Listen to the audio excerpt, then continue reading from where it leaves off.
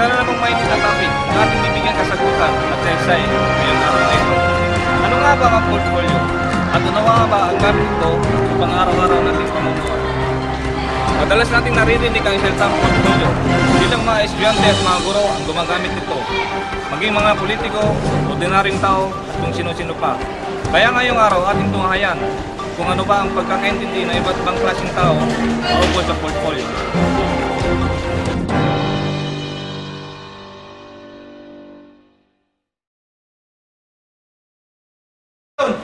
Sir, dito, subukan natin si Sir. Sir, magandang umaga. Mga pala si Marcelo Velasco ng dokumentado. Ano sa pagkakita niyo ang portfolio? Sobrang narinig, hindi ko rin alam. Okay. So wala kayong ibang idea kung ano ba ang portfolio? Wala.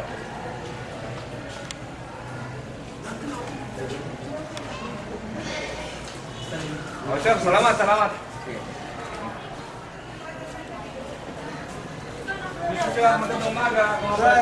Magandang umaga, sir. Velasco ng dokumentado. Gerald Arena, sir. Richard. Tatanong ko lang sir kung ano sa tingin yung portfolio.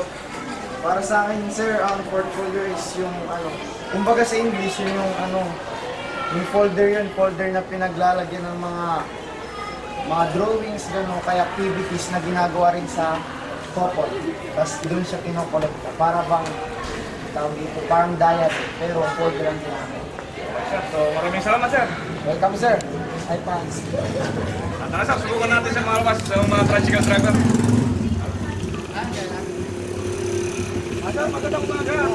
Ako nga pala si Marcelo Velasco ng dokumentado. Bali, tatanong ko lang sa inyo kung ano sa tingin yung portfolio.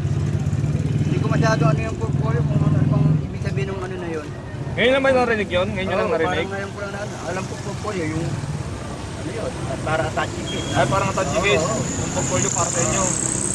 Ano pang mga ibang idea nyo tungkol doon? Parang hindi ko masyado, yun lang alam ko natin. Idea ko eh. Portfolio. Attaching case. Masyadong ano kasi yun. Pamilya sa akin mga ganyang. So ngayon nyo lang narinig sir? Parang ngayon ko lang narinig yan. Okay sir, maraming salamat po sir. Thank you. Teka sir, ano sa ate? Tayo natin. Madam, good morning. Ako nga pala si Marcelo Velasco ng dokumentado. Tatanong ko lang po sa inyo kung anong pakita niyo sa portfolio. Hindi ko yan alam. Wala akong idea dyan. Sakit ba yun? Yun nga po, ang kaya doon namin kung anong sa tingin. Ngayon nyo lang narinig yun, madam? Oo, ngayon lang. Wala akong alam pagdating sa kanya sakit. So wala kayong ibang opinion kung ano yung portfolio na yun? Ito yun, di ba?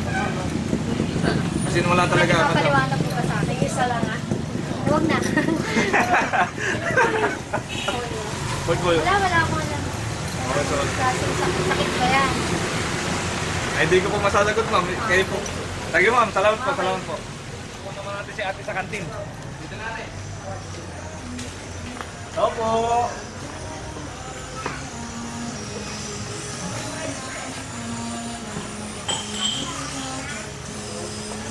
Magandang umaga. Mga pala si Marcelo Velasco ng dokumentado. Bali, tatanong ko lang po sa inyo kung ano sa pagka-intindi yung portfolio. Portfolio is attaching case. Touchy case. So, ano po yung ibang idea about doon? Portfolio, ang alam ko yung design. So, yun lang. Okay ma'am, salamat po. Salamat. Kaya po mga kaibigan, medyo wala pong nakasagot sa labas, so try natin sa loob. Tara! Ay!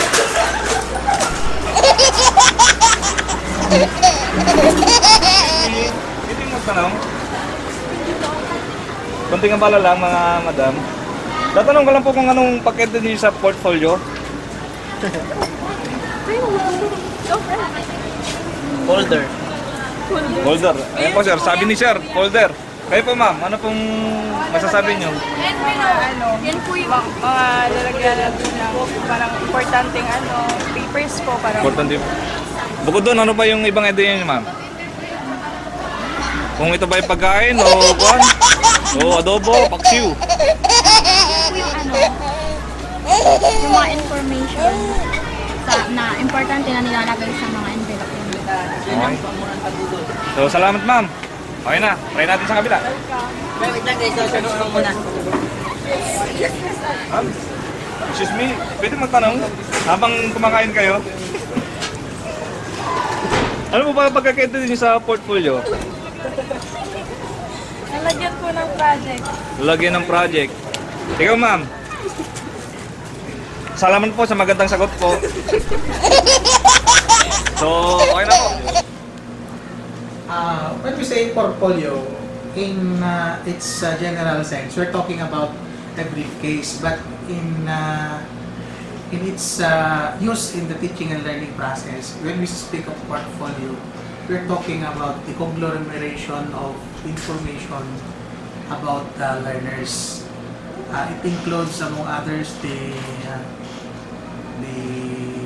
performance, for example, examination results, the behavior, and everything about the information which are vital for intervention so that the child will learn better. Kaya ginagawa natin mga teachers. So, Ano pa? what's the use of portfolio? Like what I've said, that is in the teaching and learning process, it will give the teacher the real picture of the child. So, the background information, for example, if the child is living from far-flung areas, what causing him to come to school late? Or is that child a product of a broken family? Why is it that sometimes the child is manifesting behaviors which sometimes hamper the smooth flow of teaching and learning process in the school or in the classroom? Sir, okay sir. Thank you very much. Okay. Ayan po, at ating narinig, natatunayan ang iba't ibang idea at puro-puro ng ating mga madalang people patungkol sa portfolio. May mga iba na tila na ilang narinig ang salitang ito. At meron din mga iba na nabigay ng magandang idea patungkol sa portfolio. Kung may mga tanong kayo na di masagot at tanong na di may tanong, padala naman po sa aming himpilan o i-like ang aming Facebook page, Dokumentado Official at Facebook.com. Muli, ako po ang inyong lingkod, Marcelo Velasco Pogi II, na nag-iiwan ng isang pamatay na pick-up line.